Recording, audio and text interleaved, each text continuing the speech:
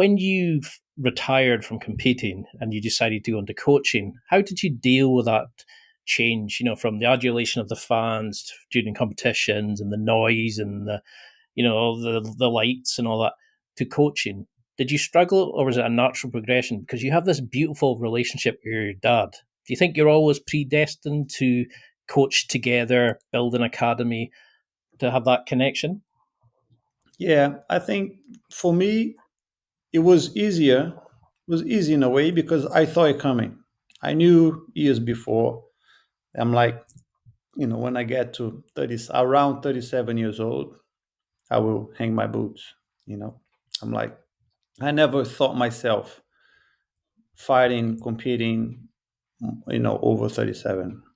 And when I was 30 years old, like it's my academy start growing, my association, all the business that will get involved, and I always to put everything on hold in a way that my main focus was my career, Mm. my competition. So if when I have a fight, when I have a competition, I used to stop everything that I was doing for fully focus on my training, fully 100%. Like 5-10% I was to focus in other things. But I think over the years that was just getting more and more. In the last few years, I couldn't 100% just focus on my training. No, I had to be still involved in other things. And I had like opportunity and plans, to do things that I kept on hold for years because I knew like I don't want to start something and then suddenly I have to stop because I need to train. It's not gonna it's not gonna be good. So and then I knew I'm like, okay, maybe in 2 more years, maybe 3 more years, I'm gonna stop. So I saw it coming slowly. So it was easier when I stopped. Of course, it's saying that's the hardest part of an athlete, any sport, to know when to stop.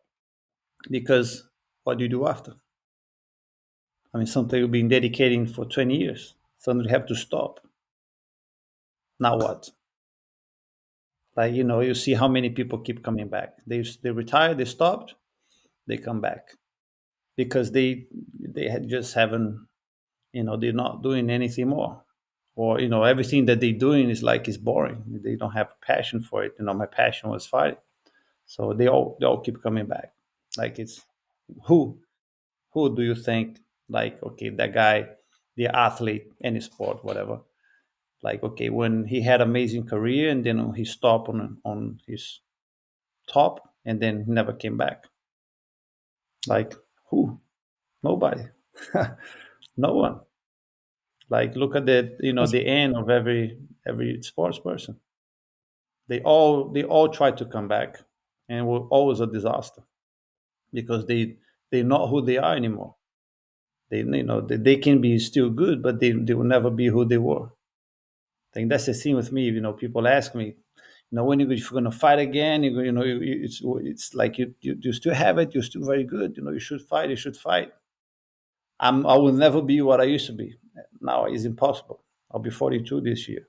I'm still tough. Don't take me bad. I can still be well prepared, but I will never be what I used to be.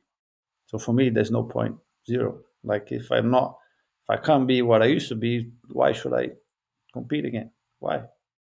If I'm worse than the old Roger used to beat me up, then I mean, you have to accept, turn the page, go do something else. But I think that kind of links into what you were saying a minute ago about being the maturity of it. It's the growth from it, and like there goes to the Helio statement of using jiu-jitsu as a kind of a growing tool, a life philosophy. You're now going into the next natural progression. So how do you find that juggling of having a family? You've got a beautiful family, but you've also got multiple affiliate businesses. You're coaching, you're training, you're doing all these amazing things. You've got RGTV, you've got all these kind of amazing things are happening. How do you find juggling that now? Do you struggle with it, or does the pressure from competing help you in this sense? No, I think it's now it's different projects. You try to build and create new things. Before was like I'm trying to build myself, my skills as a fighter, as a competitor.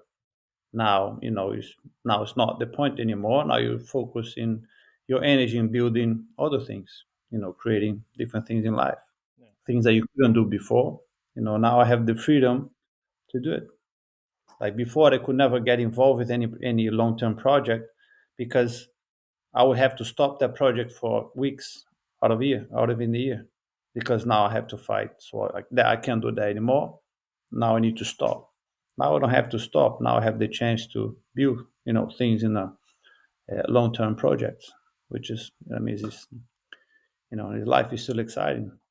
I started my academy very young, so when I retired, I already had my academy. I think people that never opened the academy, suddenly they stop competing, and then now what? It's natural for you to, it's easier for you to build academy. You have your reputation and everything else.